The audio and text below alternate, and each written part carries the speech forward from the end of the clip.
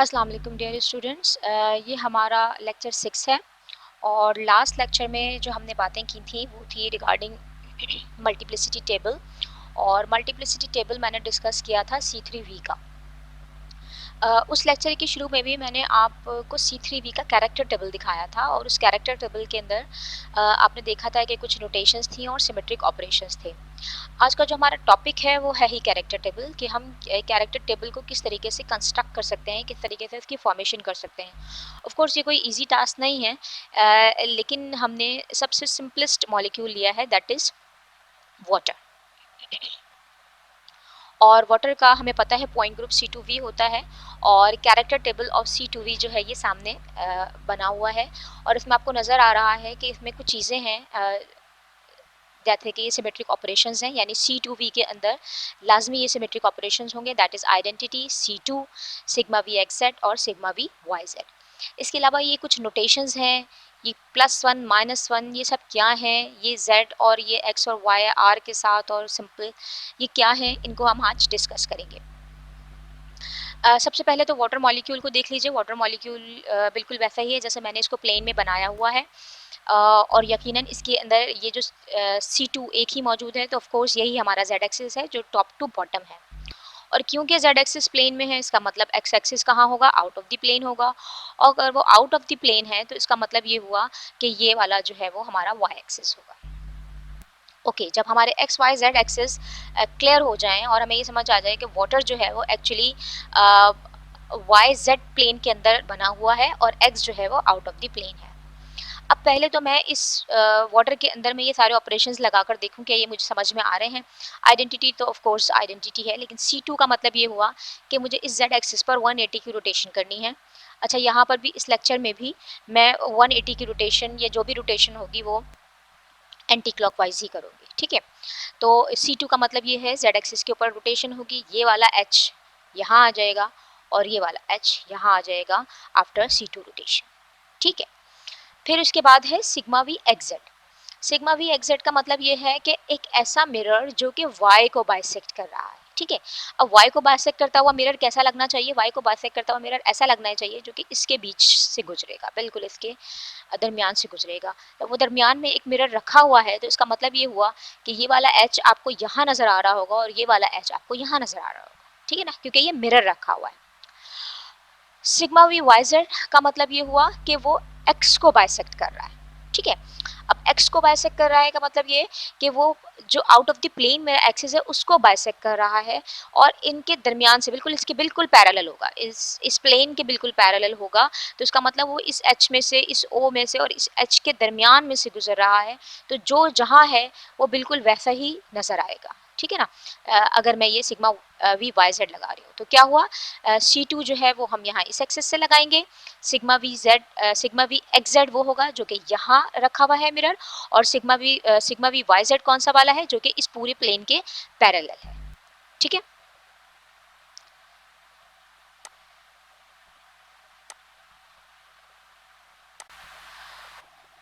Okay, अब हम चलते हैं कि कैरेक्टर टेबल की कंस्ट्रक्शन कैसे होगी। उससे पहले मैं आपको एक बात ये बताऊं कि हमें यहाँ पर जितनी भी बातें करनी है वो मूवमेंट ऑफ मॉलिक्यूल के हिसाब से करनी है। और मॉलिक्यूल के अंदर दो तरह की मूवमेंट होती हैं, एक होती है ट्रांसलेशनल मोशन और एक होती है रोटेशनल मोशन।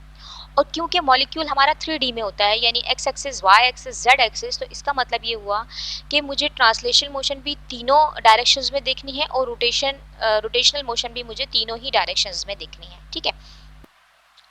ट्रांसलेशन का मतलब क्या होता है, ट्रांसलेशन का मतलब ये होता है कि मूविंग इन अ डायरेक्शन, बस सीधे सीधे चलते ही चले जा रहे हैं, ठीक है ना। ट्रांसलेशन मोशन का मतलब ये हुआ कि एक डायरेक्शन के अंदर बस चलते जा रहे हैं, यानी ये मॉलिक्यूल है और वो इस डायरेक्शन में, जेड एक्सिस की डायरेक्शन में चलता जा रहा है। अच्छा, मैंने एरो अप साइड लगाए हैं, आप डाउन साइड भी लगा सकते हैं, क्योंकि ऑफ कोर्स जेड एक्सिस ऊपर भी है, जेड एक्सिस नीचे भी है, ठीक है ना। तो मैंने इसको अप साइड बनाया है क्योंकि ऑफ कोर्स इससे मुझे ये पता लग रहा है कि ओके ये जेड एक्सिस की डायरेक्शन में जा रहा है। वाई एक्सिस में ट्रांसलेशन मोशन का मतलब ये है कि वो वाई एक्सिस की डायरेक्शन में जा रहा है। मैंने यहाँ राइट हैंड साइड पे लगाया, आप लेफ्ट साइड पर भी लगा सकते हैं क्योंकि ये लेफ्ट साइड पर जा रहा है, लेकिन समझने के लिए मैंने इसको जो है वो राइट साइड पर इसके एरो लगाए हैं कि ओके इसकी जो डायरेक्शन है, यानी फॉर एग्जांपल ये जो मेरा कर्सर है ये वाटर मॉलिक्यूल है, तो अब ये कहाँ जा रहा है, ये यहाँ जा रहा है वाई पर एक्सिस पर यहाँ जा रहा है, ठीक है। इस तरीके से अगर मेरा कर्सर जो है वाटर मॉलिक्यूल है तो वो जेड में कहाँ जा रहा है, वो इस तरीके से अप जा रहा है या डाउन जा रहा है, ठीक है। अच्छा, अब अगर एक्स एक्सिस में ट्रांसलेशन मोशन हो रही है तो हमें पता है एक्स एक्सिस कौन सा वाला था, जो कि आउट ऑफ द प्लेन था।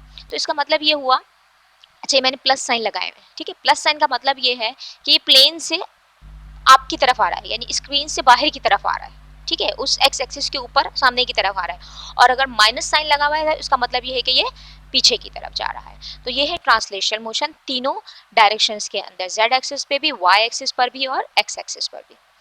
अब देखते हैं रोटेशनल मोशन कैसे होती है। अच्छा, इस रोटेशनल मोशन को मुझे C2 वाली मोशन से अभी मिक्सअप नहीं करना है। C2 की जो रोटेशन है वो हमेशा मैं Z एक्सिस पे ही लगाऊंगी, ठीक है। लेकिन रोटेशनल मोशन जो है वो हर डायरेक्शन में हो रही है, हर एक्सिस पर हो रही है। Z एक्सिस पे भी मॉलिक्यूल रोटेट कर सकता है, Y एक्सिस पे भी रोटेट कर सकता है और X एक्सिस पे भी रोटेट कर सकता है, ठीक है। तो मैंने इसको रिप्रेजेंट करने की कोशिश की है, जब Z एक्सिस के ऊपर मैं रोटेशन कर रही हूँ और मैं बात आपसे मुसलसल ये कर रही हूँ कि मैं एंटी क्लॉकवाइज मूव करा रही हूँ, ठीक है।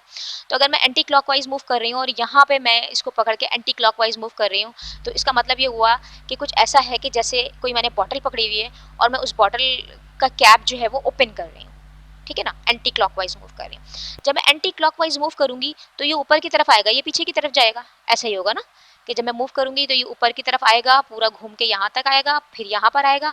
इस दौरान जो ये माइनस वाला होगा ये पीछे जाकर यहाँ आ जाएगा, ठीक है ना, फिर ये इधर आएगा, फिर पीछे जाएगा, फिर इधर आएगा। इस तरीके से ये मोशन जो है वो रोटेशनल मोशन चलती रहेगी कि ये वाला जो एच है जो इस लाइन के उधर से आ रहा होगा, ये मुसलसल मुझे यहाँ हमारी तरफ यानी स्क्रीन की तरफ आता हुआ नजर आएगा, और जब वो इस लाइन को क्रॉस कर लेगा तो ये पीछे की तरफ जाता हुआ मुझे नजर आएगा। तो ये मुसलसल एक रोटेशनल मोशन मुझे नजर आएगी जेड एक्सिस पर।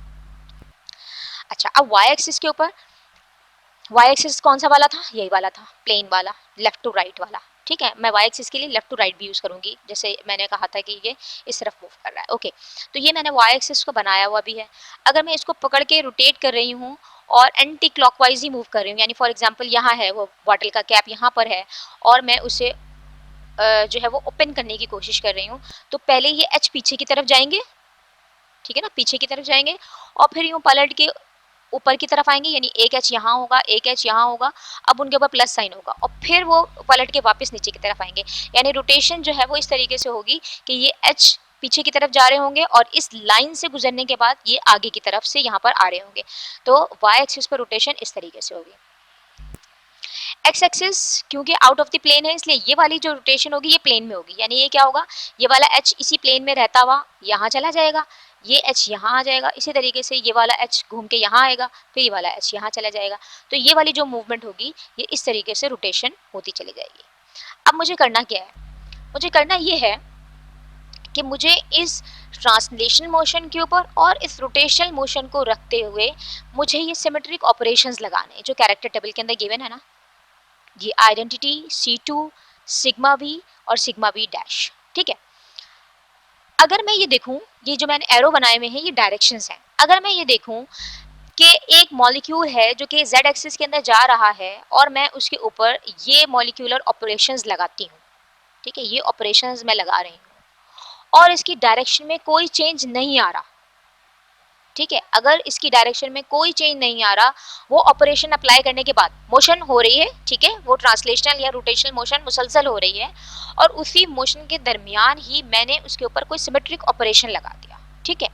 अगर उस सिमेट्रिक ऑपरेशन लगाने के बाद इस एरो की डायरेक्शन चेंज हो गई तो मैं लगाऊंगी -1 और अगर डायरेक्शन चेंज नहीं होगी तो मैं लगाऊंगी +1, ठीक है। अभी यहाँ जीरो वाला केस नहीं है, जीरो उस वक्त होता है जब ना एग्जैक्टली ऑपोजिट हो ना एग्जैक्टली सेम हो, कहीं इन बिटवीन होता है तो मत जीरो, या इसके अलावा भी और बहुत सारी चीज़ें होती हैं, तो अभी मैं उसके डिस्कशन में नहीं जा रही। अभी मैं दो बातें कर रही हूँ आपसे, ठीक है, दो एक्सट्रीम बातें कर रही हूँ।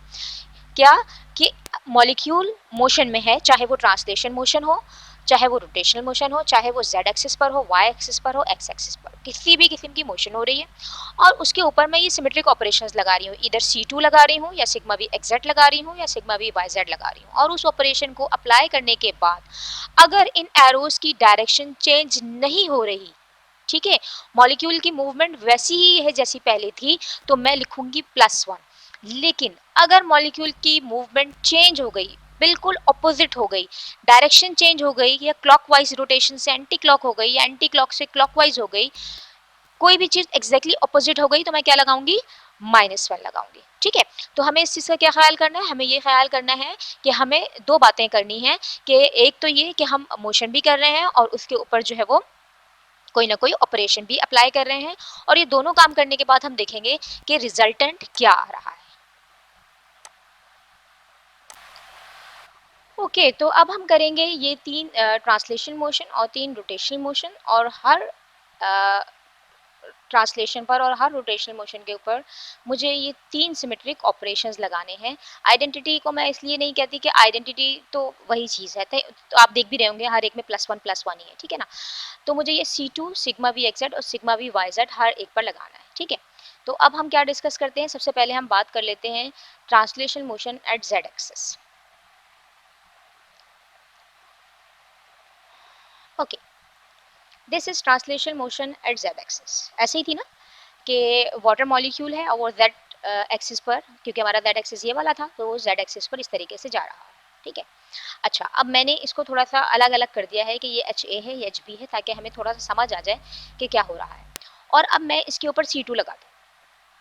C2 लगाने पे क्या होगा, जब मैंने यहाँ से लिया एक मॉलिक्यूल है जो चला जा रहा है। अच्छा, इस बात के लिए ना ज़रा सा थोड़ा ध्यान में कंसंट्रेट कीजिएगा कि फॉर एग्जांपल आप समझ लें कि एक मॉलिक्यूल जो है ना वो एक कोई लिविंग थिंग है और वो मूव कर रही है, और उस जिस डायरेक्शन में भी ये जा रही है उस डायरेक्शन में उसका फेस है, ठीक है? जिस डायरेक्शन में ये जा रहा है उस डायरेक्शन में इसका फेस है, और जिस डायरेक्शन में इसका फेस होगा ये उसी डायरेक्शन में जाएगा, ठीक है? तो अब अगर मैं ये कहूँ कि ये एक वाटर मॉलिक्यूल कोई जिंदा जावेद कोई चीज़ है और उसका यहाँ पर एक फेस है और ये अपने फेस की डायरेक्शन में जा रहा है, और मैंने इसके ऊपर C2 लगा दिया। अब C2 लगाने पे सिर्फ इतना हुआ होगा कि ये एच बी यहाँ आ जाएगा और एच ए यहाँ चला जाएगा, लेकिन डायरेक्शन में कोई फ़र्क नहीं आएगा क्योंकि इसका फेस वही है, ठीक है? C2 जब लगाया है तो ये वाली जो चीज़ थी वो यहाँ आ गई, ये वाली चीज़ यहाँ आ गई, लेकिन इसकी डायरेक्शन में कोई चेंज नहीं आया। तो मैंने क्या लिखा, C2 के नीचे क्या लिख दिया, दैट इज +1, ठीक है?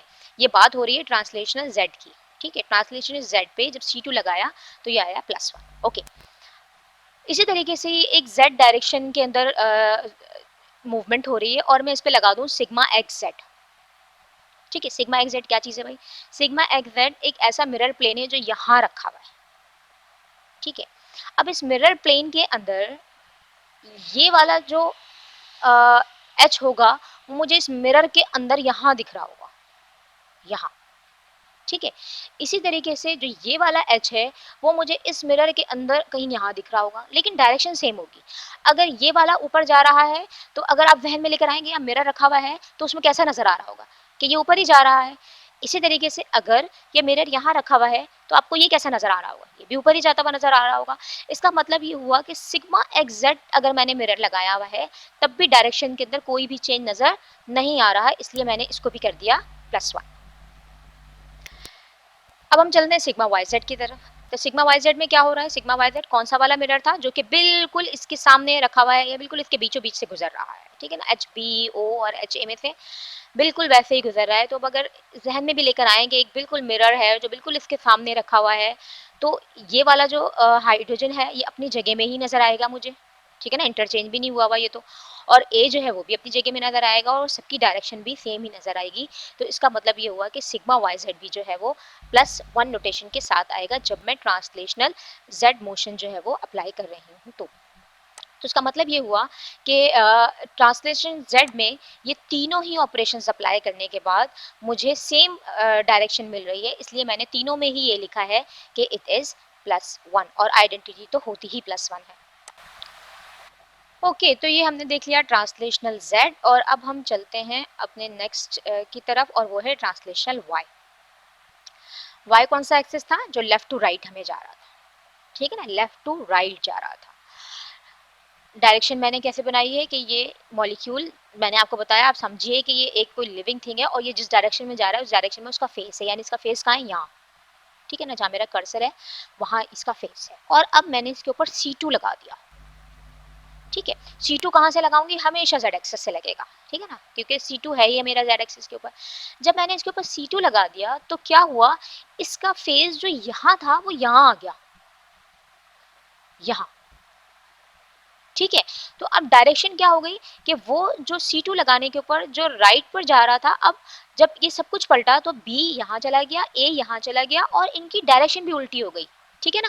कैसे? क्योंकि जब मैंने इसको C2 लगाया तो एक्चुअली मैंने इसको पलट दिया और इसकी जो डायरेक्शन, ये जो पहले यूं जा रहा था अब यूं जाता हुआ नजर आएगा मुझे। तो that is why it is -1 after translational y and C2 movement, यानी एक मॉलिक्यूल जो कि y में ट्रांसलेशन मोशन कर रहा है और जब मैंने इसको C2 लगाया तो मैंने देखा कि उसकी जो डायरेक्शन थी वो बिल्कुल चेंज हो गई, ऑपोजिट हो गई बिल्कुल। ठीक है ना? पहले राइट जा रहा था, अब लेफ्ट जा रहा है, इसलिए मैंने इसको लिखा -1।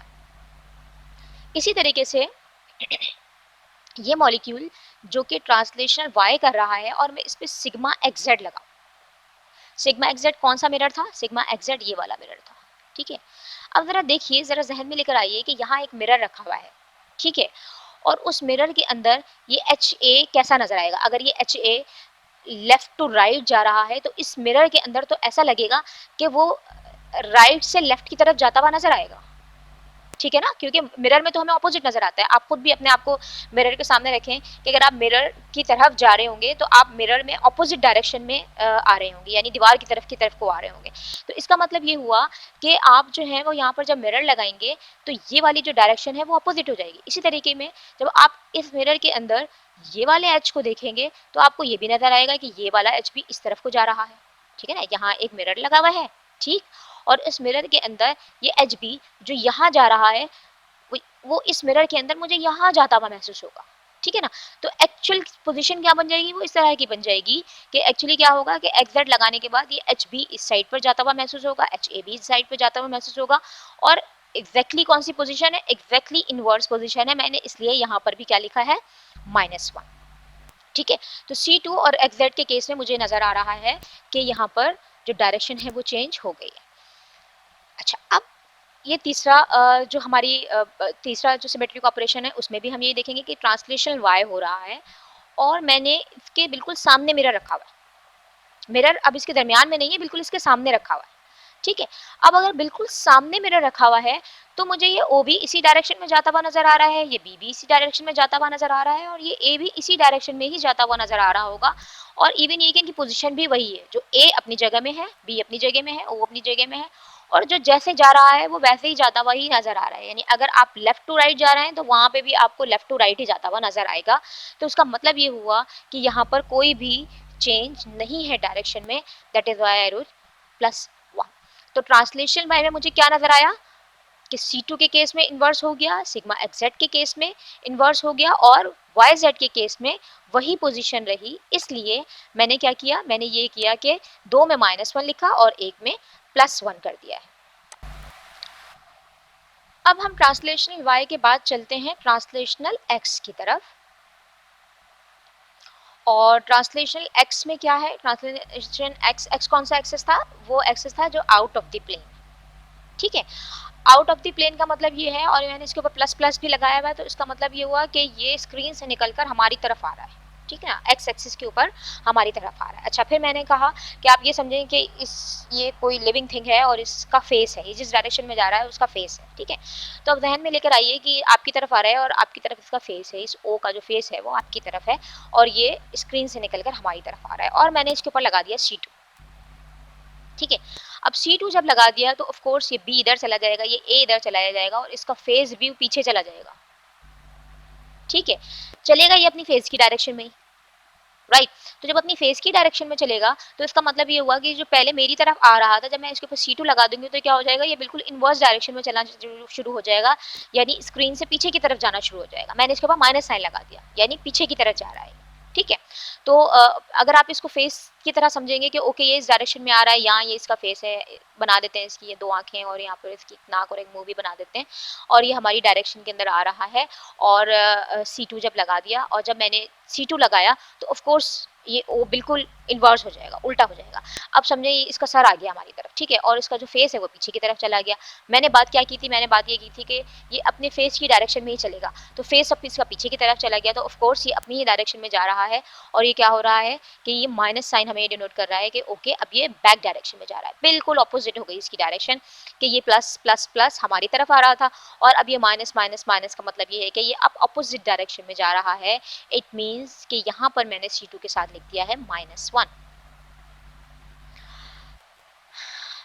यही ट्रांसलेशन x हो रहा है और ये हमारी डायरेक्शन के अंदर आ रहा है और मैं अब इस पे लगाऊं sigma x Z. Sigma x Z कौन सा वाला मिरर था? वो मिरर था जो मैंने यहाँ रखा हुआ है, ठीक है। अब इस मिरर के अंदर ये h कैसा नजर आ रहा होगा? ये अगर हमारी तरफ आ रहा है तो इस मिरर के अंदर ये h भी ऐसा ही नजर आ रहा होगा कि ये हमारी तरफ आ रहा है, ठीक है ना, अप डायरेक्शन में ही आ रहा है, राइट। लेकिन सिर्फ इतना होगा कि क्योंकि मैंने इसमें सिग्मा एक्स जेड लगाया है तो बस ये होगा ये h, ये वाला h मुझे यहाँ नजर आएगा, ये वाला h मुझे यहाँ नजर आएगा, लेकिन नजर वो ये एच ए मुझे ऐसा नजर आ रहा होगा मिरर के अंदर, लेकिन जा अप डायरेक्शन में ही रहा होगा। इसी तरीके से ये जो एच बी है वो मुझे इस मिरर के अंदर मुझे यहाँ नजर आ रहा होगा, लेकिन जा उसी डायरेक्शन में रहा होगा। तो इसका मतलब ये हुआ कि ओके जगह तो इन्वर्स हो गई है लेकिन डायरेक्शन में कोई चेंज नहीं आया है। जब डायरेक्शन में कोई चेंज नहीं आया तो मैंने उसके लिए क्या कर दिया कि this is sigma x Z जो है वो उसकी नोटेशन क्या है +1। अब मैं इसी ट्रांसलेशन x के ऊपर जब सिग्मा वाई जेड लगाऊं, सिग्मा वाई जेड का मतलब ये हुआ कि मैंने इसके बिल्कुल पैरेलल रखा हुआ है मिरर ना, ठीक है, और ये हमारी तरफ आ रहा है, राइट। अब जब ये हमारी तरफ आ रहा है और ये मिरर जो है वो बिल्कुल इसके पैरेलल है तो इसका मतलब ये हुआ मिरर में कैसा नजर आ रहा होगा?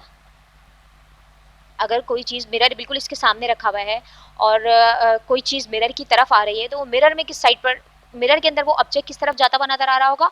वो अपोजिट डायरेक्शन में जाता हुआ नजर आ रहा होगा, यानी पीछे की तरफ जाता हुआ नजर आ रहा होगा या डायरेक्शन उसकी चेंज होगी। यानी अगर कोई चीज़ हमारी तरफ आ रही है यानी डायरेक्शन जो है वो उसकी ऐसी है कि मिरर मिरर की तरफ जा रहा है तो मिरर के अंदर हमें ऑपोजिट नजर आता है कि वो ऑपोजिट डायरेक्शन में जा रहा है, तो इट मीन्स कि ये सिग्मा वाई जेड जो है वो -1 है।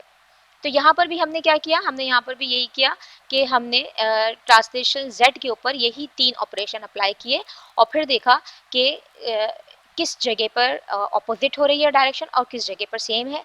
जहाँ ऑपोजिट हो रही थी वहाँ मैंने -1 लगा दिया और जहाँ सेम थी वहाँ मैंने +1 किया। ओके तो ये हमारी तीनों हो गई हैं, ट्रांसलेशनल z हो गया है, ट्रांसलेशनल y की भी हमने चीज़ें देख ली हैं, ये नोटेशंस निकाल ली हैं और ट्रांसलेशनल z की भी हमने निकाली है। अब हम चलते हैं रोटेशनल की तरफ। रोटेशनल थोड़ा सा ट्रिकी होगा क्योंकि जाहिर सी बात है एक मॉलिक्यूल रोटेट हो रहा है और उसके ऊपर हमें ये सारी डायरेक्शंस देखनी है, ठीक है, लेकिन हम उसको बहुत आराम आराम से देखेंगे और अगर आपको समझ नहीं आएगा तो इंशाल्लाह हम इसको दोबारा भी डिस्कस कर लेंगे, कोई प्रॉब्लम नहीं है। Okay rotational z, rotational z मैंने पहले भी बताया था कि z एक्सिस पर रोटेशन हो रही है और मैं एंटी क्लॉकवाइज रोटेशन करूंगी, ठीक है, मेरी रोटेशन एंटी क्लॉकवाइज है। एंटी क्लॉकवाइज का मतलब मैंने आपको बताया है कि मैंने यहाँ पर रखकर और मैं इसको ऐसे मूव कर रही हूँ जैसे कि मैं बॉटल का कैप खोल रही हूँ, राइट। तो इसका मतलब ये हुआ कि ये h जो है वो अप साइड पर आ रहा है, ये पीछे की तरफ जा रहा है, फिर ये ऊपर की तरफ आ रहा है और ये पीछे की तरफ जा रहा है। और अगर ऐसी ही रोटेशन के ऊपर मैं इसके ऊपर C2 लगा दूँ तो इस पर कोई फर्क पड़ेगा? और C2 भी मैं एंटी क्लॉकवाइज ही लगाऊंगी, ठीक है ना, क्योंकि मैंने तो ये डिसाइड कर लिया कि मुझे एंटी क्लॉकवाइज ही रोटेशन करनी है। तो अब अगर मैं यहाँ पर एक रोटेशन जो कि एंटी क्लॉकवाइज हो ही रही है और मैं फिर उस पर एक और C2 लगा दूँ तो उस पर कोई फ़र्क नहीं पड़ने वाला, ये बिल्कुल वैसा ही नज़र आएगा जैसा पहले इसकी डायरेक्शन थी, ये अप आ रहा था, ये पीछे जा रहा था और ये डायरेक्शन C2 के बाद भी वैसी ही रही, तो मैंने इसको कहा इट इज़ +1। अब ये सिग्मास थोड़े से ट्रिकी हैं, ज़रा अच्छे से देखिएगा। अब यहाँ पर क्या हो रहा है, मॉलिक्यूल z एक्सिस पर रोटेट कर रहा है, ठीक है, मॉलिक्यूल z एक्सिस पर रोटेट कर रहा है और ये अप आ रहा है, ये पीछे की तरफ जा रहा है। अच्छा इस वक्त अगर आपके हाथ में मॉलिक्यूल हो ना, वाटर मॉलिक्यूल, तो ये बहुत अच्छा होगा ताकि आपको समझ आएगा। अब जब आप इसके ऊपर मिरर लगाएंगे, ठीक है, जब आप मिरर लगाएंगे तो हमें पता है ये वाला h मुझे यहाँ नजर आएगा, ये वाला h मुझे यहाँ नजर आएगा, सिंपल सी बात है। जब हम एक्स जेड यहाँ लगाएंगे तो ये वाला h मुझे यहाँ नजर आएगा और एच बी मुझे यहाँ नजर आएगा, ठीक है। अच्छा जब एच ए मुझे यहाँ नजर आएगा तो ये तो अप आ रहा था तो वो तो अप नजर आएगा, ठीक है, और क्योंकि एच बी पीछे की तरफ जा रहा था तो वो मुझे इस साइड पर नजर आएगा लेकिन पीछे की तरफ जाता हुआ नजर आएगा। तो अब ये हुआ क्या, वो ये कि ये जो मेरी डायरेक्शन थी जो कि पहले अप और फिर पीछे की तरफ जाते हुए ये इस तरीके से जो मेरी एंटी क्लॉकवाइज मूवमेंट चल रही थी, अब क्या हो जाएगी, अब ये इधर से अप आ रहा है और इधर पीछे जा रहा है, अब ये पहले ऊपर आ रहा है फिर पीछे जा रहा है, तो ये कौन सी मूवमेंट हो गई? That is clockwise movement. यानी अगर मॉलिक्यूल रोटेशन कर रहा है z एक्सिस के ऊपर इस तरीके से एंटी क्लॉकवाइज मूवमेंट कर रहा है, जिस तरह मेरा कर्सर मूव कर रहा है, ठीक है, और मैंने इसके ऊपर सिग्मा एक्स लगा दिया, तो सिंपल सी बात ये है कि सिग्मा एक्स में मुझे ये वाला एच यहाँ नजर आएगा, ये वाला एच यहाँ नजर आएगा, ठीक है। अच्छा, जब ये वाला एच यहाँ नजर आएगा तो ये तो अप जा रहा था, और ये वाला एच क्योंकि यहाँ नजर आएगा तो ये तो डाउन जा रहा था, तो ये तो मैंने अप और डाउन अब ये बना दिया। तो अब जब ये अप आ रहा है तो इसका मतलब ये यूं आ रहा है और यूं पीछे जा रहा है, यूं आ रहा है और यूं पीछे जा रहा है, इसका मतलब ये कौन सी मूवमेंट हो गई? क्लॉकवाइज मूवमेंट हो गई। तो एंटी क्लॉकवाइज चल रहा था, क्लॉकवाइज हो गया, बिल्कुल ऑपोजिट हो गया, इसलिए मैंने सिग्मा एक्स के अंदर क्या लिख दिया? -1। अब यही चीज हम सिग्मा वाई जेड में देखते हैं। सिग्मा वाई जेड में क्या है जनाब? वही एंटी क्लॉकवाइज मूवमेंट है, ये अप आ रहा है, ये पीछे जा रहा है, ये ऊपर आ रहा है, ये पीछे जा रहा है, इस तरीके से मैं इसको रोटेट करती जा रही हूँ। और इसी रोटेशन के दौरान मैंने इसके ऊपर लगा दिया है सिग्मा वाई जेड। और सिग्मा वाई जेड कौन सा मिरर है? सिग्मा वाई जेड वो मिरर प्लेन है जो कि इसके बिल्कुल सामने रखा हुआ है, ठीक है। अच्छा, बिल्कुल सामने रखने वाली ना बात को जरा समझिएगा, आप खुद भी मिरर के सामने खड़े हो जाएं अगर, ठीक है, और मिरर की तरफ जाना शुरू करें तो आपको लगेगा, बिल्कुल समझ में आएगा ये बात कि मिरर के अंदर जो आप है वो आपकी तरफ आ रहा है, ठीक है ना। अगर आप मिरर की तरफ जा रहे हैं तो मिरर के अंदर जो आपकी एंटिटी है वो ऑपोजिट डायरेक्शन में आ रही है, ठीक है ना। तो इस वक्त भी बिल्कुल ऐसा ही होगा कि मिरर बिल्कुल इसके सामने यहाँ रखा हुआ है, तो अगर ये वाला जो एच ए है रहेगा अपनी जगह में ही, ठीक है, लेकिन इसकी डायरेक्शन चेंज होगी, यानी ये मुझे ऑपोजिट डायरेक्शन में जाता हुआ नजर आएगा। अगर ये मेरी तरफ आ रहा है तो एक्चुअली ये मुझे पीछे जाता हुआ नजर आएगा, ठीक है। इसी तरीके से अगर ये पीछे जा रहा है तो ये मुझे आगे आता हुआ नजर आएगा। तो इसका मतलब क्या हुआ?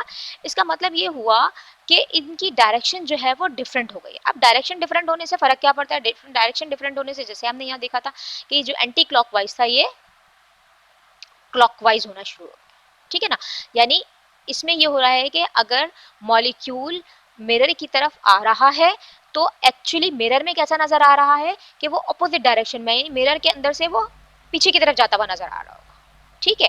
इसी तरीके से अगर वो कोई जो हमारा ये वाला जो एच है ये पीछे की तरफ जा रहा है तो एक्चुअली मिरर में वो आगे आता हुआ नजर आ रहा होगा, उसकी डायरेक्शन मुझे अपोजिट नजर आ रही होगी क्योंकि मिरर बिल्कुल सामने रखा हुआ है। तो बिल्कुल वही वाली बात हो गई है कि अब पहले प्लस यहाँ था, माइनस यहाँ था, यानी पहले ये एच ए यहाँ आया और फिर इसके बाद फिर पीछे की तरफ जाना शुरू हुआ, फिर इस लाइन के बाद से फिर ऊपर की तरफ आना शुरू हुआ, that is anti clockwise movement, ठीक है। लेकिन यहाँ पर क्या हो रहा है? यहाँ पर ये हो रहा है कि ये पहले क्योंकि चेंज हो गए हैं प्लस और माइनस, तो अब क्या होगा? पहले ये अप आ रहा है, फिर पीछे जा रहा है, फिर पीछे से फिर इधर आ रहा है, और फिर दैट इज क्लॉकवाइज मूवमेंट जो कि बिल्कुल ऑपोजिट है। तो यहाँ पर भी हमने यही काम किया कि जैसे ही हमने देखा कि रोटेशनल जेड है, रोटेशनल जेड के ऊपर मैंने C2 भी अप्लाई किया, C2 अप्लाई करने के बाद मैंने सिग्मा जेड और सिग्मा वाई जेड अप्लाई किए और ये देखा कि कहाँ पर डायरेक्शन में चेंज आ रहा है। जहाँ डायरेक्शन में चेंज आ रहा था वहाँ मैंने -1 कर दिया, और जहाँ डायरेक्शन में कोई चेंज नहीं आ रहा था मैंने उसे +1 ही रखा है। ओके, रोटेशनल जेड के बाद अब देखते हैं रोटेशनल वाई। रोटेशनल वाई कौन सा वाला है? ये वाई एक्सिस है, ठीक है। अच्छा, मैंने यहाँ रोटेशनल वाई को थोड़ा सा एक्सप्लेन किया है ताकि आपको थोड़ी सी समझ आए। ये देखिएगा, ये हमारा वाई एक्सिस है और मैंने कहा मैं एंटी क्लॉकवाइज मूवमेंट कर रही हूँ, यानी बॉटल का कैप मैं यहाँ से पकड़कर खोल रही हूँ, ठीक है, खोल रही हूँ, राइट। तो ये पहले पीछे की तरफ जाएगा, ठीक है, पीछे की तरफ जाएगा और फिर जब इस लाइन से गुजरेगा तो यहाँ ऊपर की तरफ आना शुरू हो जाएगा। ये मैंने 180 की रोटेशन दिखाई है, रोटेशन अराउंड वाई एक्सिस। अब ये ऊपर की तरफ आना शुरू होगा और फिर आएगा, फिर यहाँ नीचे की तरफ आएगा, फिर ये ऊपर जाएगा। यानी इस तरीके से मूवमेंट हो रही है कि पहले ये पीछे जा रहा है, फिर यूँ आगे आ रहा है, और वाई एक्सिस कहाँ है?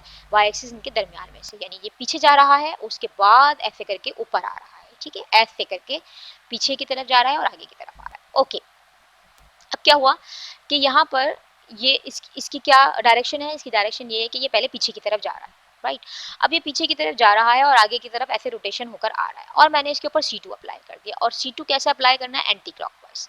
एंटी क्लॉकवाइज मूव किया तो मैंने ये किया कि अगर ये पीछे की तरफ जा रहा है तो इसका मतलब ये हुआ कि इसका फेस पीछे की तरफ है ना, पीछे की तरफ जा रहा है, ये इसका फेस पीछे की तरफ है। और जब मैंने इसको C2 अप्लाई कर दिया तो ये H भी जब पलट के यहाँ आया तो उसका फेस भी सामने आ गया, ठीक है ना, अब इसका फेस सामने आ गया। और इसी तरीके से एच ए भी पलट के यहाँ आ गया, इसका फेस भी सामने आ गया।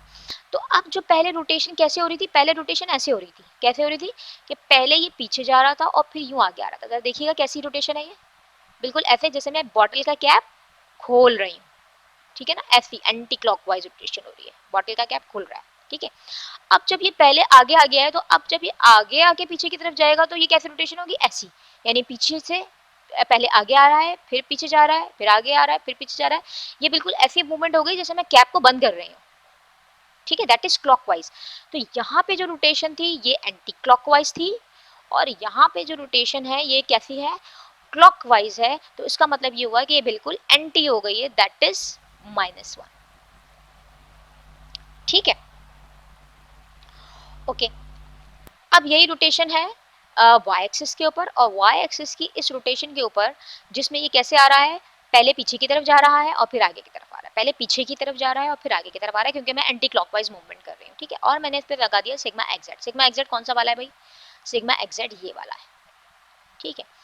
अब मुझे ये एच बी यहाँ नजर आएगा, ठीक है, लेकिन जाता हुआ पीछे ही नजर आएगा, क्योंकि मेरे मिरर बिल्कुल सामने रखा हुआ है, मिरर बिल्कुल ऐसे मैंने सामने रखा हुआ है इसके, और ये जो एच बी नजर आएगा मुझे बिल्कुल इसके पीछे ही जाता हुआ नजर आएगा। ये एच ए मुझे यहाँ नजर आएगा लेकिन पीछे जाता भी नजर आएगा।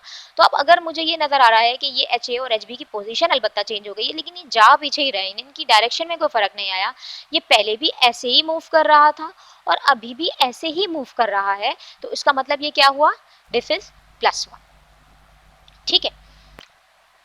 सिग्मा वाई जेड देखते हैं।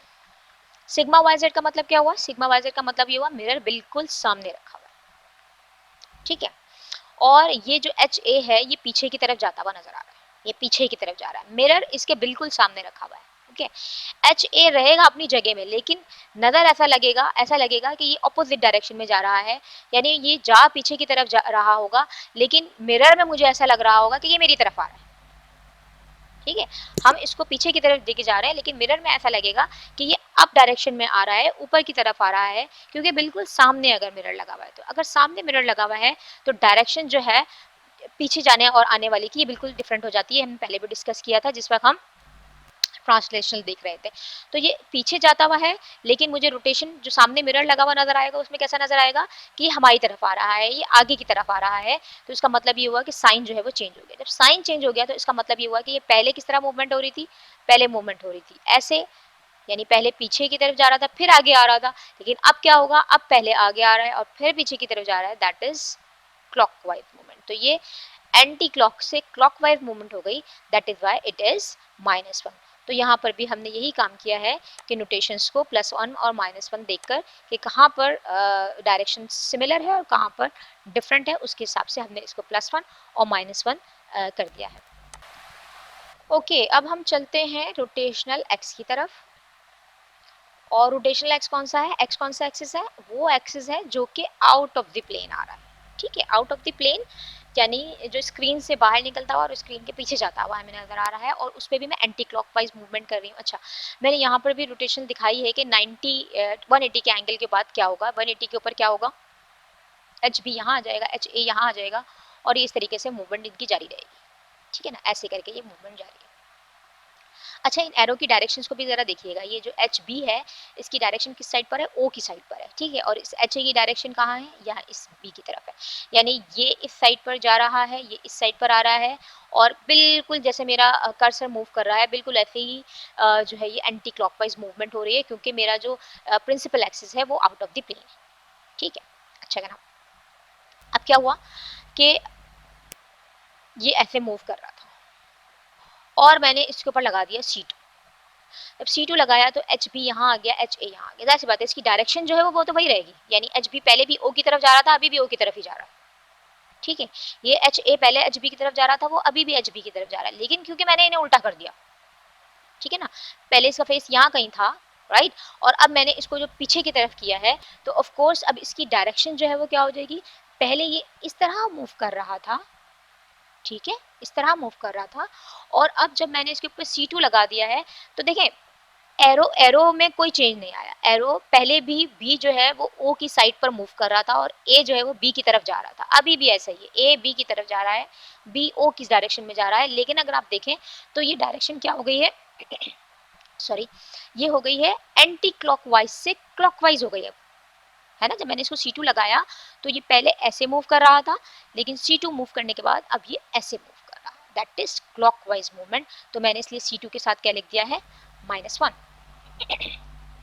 अच्छा, अब यही रोटेशनल मोशन है, ठीक है, और ये रोटेशन ऐसे हो रही है, एंटी क्लॉकवाइज रोटेशन हो रही है, और इसमें मैंने लगा दिया सिग्मा एक्स सेट, ठीक है, सिग्मा एक्स सेट यहाँ पर ऐसे करके मिरर लगा दिया। अब जरा देखिए क्या हो रहा है, इस मिरर के अंदर मुझे ये एच ए यहाँ नजर आएगा, ठीक है, और कैसा नजर आएगा, ये एच ए यहाँ यूं जा रहा है, मुझे यहाँ इस मिरर के अंदर ऐसे नजर आएगा, ऐसे, ठीक है ना। इसी तरीके से जो एच बी है वो मुझे यहाँ नजर आएगा, और जो ऐसे था वो अब मुझे इस डायरेक्शन में नजर आएगा। मिरर है ना, मिरर अगर सामने रखा होगा तो मुझे उल्टा ही नजर आएगा, ठीक है ना। डायरेक्शन की बात अगर मैं करूँ तो अगर मैंने मिरर यहाँ रखा हुआ है तो ये वाला जो एच ए है वो यहाँ पर मुझे नजर आएगा, लेकिन दिखेगा कैसे, ऐसा, ठीक है, ऐसा। इसी तरीके से ये जो एच बी है जो कि इस तरफ जा रहा था, ठीक है, वो अभी भी ऐसा ही नजर आएगा, लेकिन ऑफ कोर्स डायरेक्शन इन्वर्ट हो गई। अब जब डायरेक्शन इन्वर्ट हो गई तो वही वाली बात है कि पहले ये एंटी क्लॉकवाइज था, अब किस तरह मूव कर रहा है, क्लॉकवाइज मूव कर रहा है, यानी डायरेक्शन बिल्कुल इन्वर्स हो गई है। तो मैंने इसके लिए भी लिख दिया -1। अच्छा, अब ये वाला जो सिग्मा वाई जेड है ये कौन सा वाला है, बिल्कुल सामने वाला, ठीक है ना। तो अब आप देखिए, आप अपने हाथ को भी अगर जैसे मिरर के सामने रखें, ठीक है, पहले मैंने आपको क्या बताया था, ट्रांसलेशन मोशन में क्या बताया था कि आप अपने आप को या अपने हाथ को मिरर की तरफ ले जाइए, ठीक है, मिरर की तरफ लेके जाइए, ठीक है। तो इसका मतलब ये हुआ कि आप इसको नेगेटिव डायरेक्शन में लेके जा रहे हैं, पीछे की तरफ लेके जा रहे हैं, राइट। और मिरर में ये आपकी तरफ आता मैं महसूस हो रहा है, दैट इज इनवर्ट, ठीक है। लेकिन अगर आप अपने हाथ को एंटी क्लॉकवाइज मूव कराएं मिरर के सामने, अगर अपने हाथ को आप एंटी क्लॉकवाइज मूव कराएं तो आपको नजर आएगा कि आपका हाथ एंटी क्लॉकवाइज ही मूव करता हुआ नजर आ रहा है, ठीक है ना, उसमें कोई चेंज नजर नहीं आ रहा, यानी ये बी अपनी जगह में नजर आएगा और ये बिल्कुल इसी तरह मूव हो रहा होगा, इसी तरीके से ये ए इसी डायरेक्शन में जा रहा होगा। इसका मतलब ये हुआ कि जब रोटेशनल एक्स हो रहा होता है तो उस वक्त आपको वाई जेड प्लेन के अंदर कोई भी चेंज नजर नहीं आएगा, इसका मतलब ये है +1। अब ये सारी चीज़ें जब हमने ये +1 -1 हर एक के देख लिए हैं, तो अब मैं क्या करूँगी, अब मैं ये करूँगी कि मैं इन सारे +1 और -1 को ज़रा एक जगह पे इकट्ठे कर दूँ, ठीक है। 6 हो गए मेरे पास, 6 कौन से, 3 ट्रांसलेशनल के और 3 रोटेशनल के। वन बाय वन देख लेते हैं।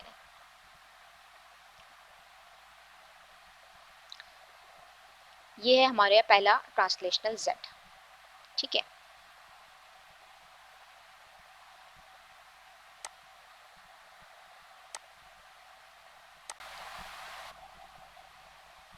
और मैंने यहाँ पर एक टेबल बनाया है कैरेक्टर टेबल के लिए।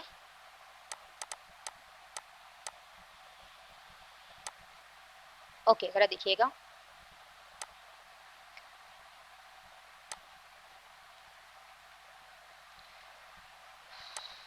सॉरी,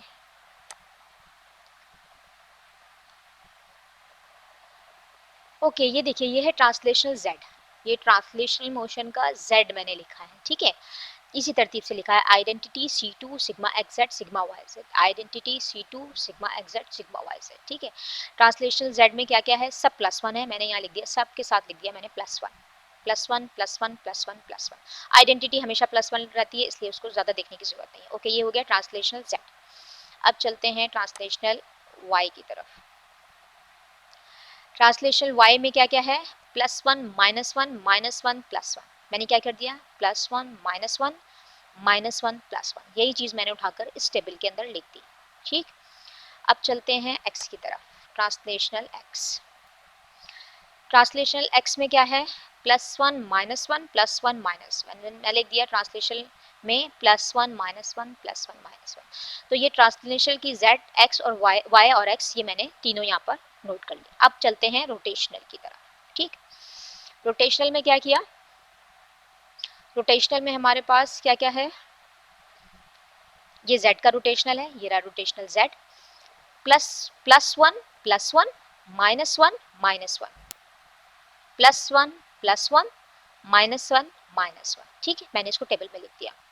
इसी तरीके से ये आ गया हमारा रोटेशनल Y, और रोटेशनल Y में क्या क्या है, +1 -1 +1 -1, ये मैंने यहाँ पर भी बिल्कुल ऐसे ही लिख दिया, ठीक है। और आखिरी वाला क्या था हमारा, रोटेशनल एक्स, और रोटेशनल एक्स के अंदर ये आ गया +1 -1 -1 +1, और मैंने इसको ऐसे ही यहाँ पर लिख दिया, ठीक है। तो अब हमने यहाँ पर जितनी भी 6 मोशंस देखी थी और उनके ऊपर ये सारे ऑपरेशंस अप्लाई किए थे, ये काम मुझे करना था, ये +1 -1 मुझे लेकर आने थे, वो मैं लेकर आ गई, ठीक है। अब क्या करना है, अब करना ये है कि हमें ये देखना है कि क्या कोई कोई मोड्स ऐसी हैं जो एक जैसी लग रही हो, ठीक है। अगर कोई एक जैसी होंगी तो चाहे ट्रांसलेशन में हो चाहे रोटेशन में हो, फॉर एग्जांपल मैं ये देख रही हूँ कि ये +1 -1 -1 +1, ठीक है। ये इसको भी कर लेते हैं, और ये +1 -1 -1 +1, ये मुझे कुछ एक जैसा ही लग रहा है, ठीक है ना। इसी तरीके से ये +1 -1 +1 -1, ये, और ये +1 -1 +1 -1, ये एक जैसे लग रहे हैं, ठीक है। इस जैसा कोई भी नहीं है और इस जैसा कोई भी नहीं है, ठीक है। तो अब मुझे क्या करना है, अब मुझे यहाँ पर ये सारी चीज़ें लिखनी है। लिखनी किस सेंस में है कि जो चीज़ें 2 दफ़ा आ रही हैं मैं उनको एक दफ़ा ही लिखूंगी, एक दफ़ा ही उसकी नोटेशन लेकर आऊंगी। लेकिन कैसे लेकर आऊंगी कि फॉर एग्जांपल ये जो मेरा z है, मैंने ये वाली जो +1 +1 +1 +1 है, मैंने ये उठाकर इसे यहाँ लिख दिया, ठीक है। ये एक दफ़ा है, राइट। इसी तरीके से अच्छा ये है कौन सी मूवमेंट, ये है z। अच्छा जब मैंने खाली z लिखा हुआ है तो इसका मतलब है ट्रांसलेशनल z। जब मैं rz लिखूंगी तो इसका मतलब होगा रोटेशनल z, ठीक है। इसी तरीके से ये वाली भी एक दफ़ा ही है, मैं यहाँ भी इसे ले आई, ठीक है। ये कौन सी है, +1 +1 -1 -1, और ये किसको रिप्रेजेंट कर रही है, ये कर रही है रोटेशनल z को, मैं ले आई इसके आगे रोटेशनल z, ठीक है। अब क्या बाकी बचा, अब बचा है ये जो कि इससे मिलता जुलता है, और ये जो कि इससे मिलता जुलता है, ठीक है। तो अब अगर मैं इसको कॉपी करूं,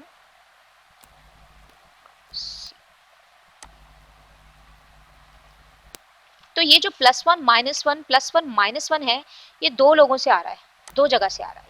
ये x यानी ट्रांसलेशनल x का भी है, और ये रोटेशनल y का भी है ना, ये दोनों का है। ये वाली नोटेशन मुझे ट्रांसलेशनल x में भी मिल रही थी और रोटेशनल y में भी मिल रही थी। इसी तरीके से जो ये वाली नोटेशन है, ये सारे कैरेक्टर्स मुझे ट्रांसलेशनल y में भी मिल रहे हैं और रोटेशनल x में भी मिल रहे हैं, ठीक है। अब जरा देखिए हमने क्या क्या काम कर लिया। हमने आपको सबसे पहले दिखाया था C2V का कैरेक्टर टेबल, ये रहा। अब अगर हम इन दोनों को सामने रखें तो हम काफ़ी कुछ कर चुके हैं।